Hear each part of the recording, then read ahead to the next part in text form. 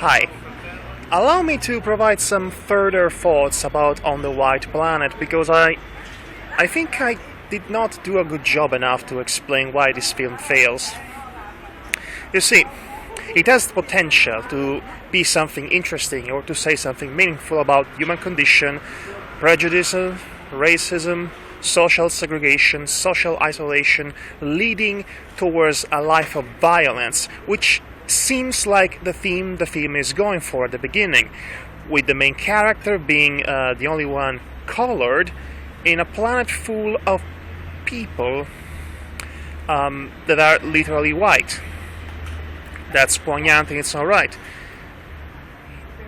But unfortunately, the reason why this film fails from a thematic standpoint is because eventually the constant level of violence and gore and misery and rape and more misery and everything that goes wrong. It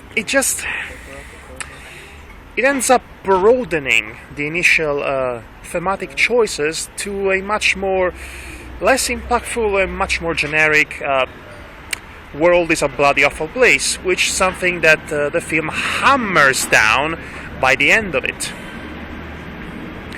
So the constant showing of violence end up being aimless and pointless, and the constant tragedies just become less effective because this film just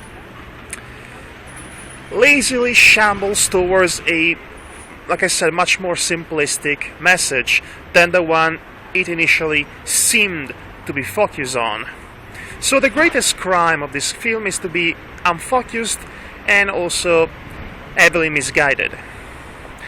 And that concludes my further thoughts about On the White Planet.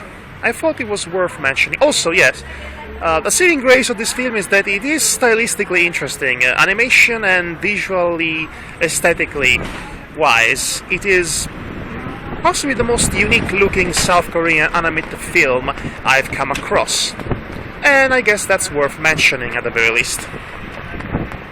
With that said, until next update.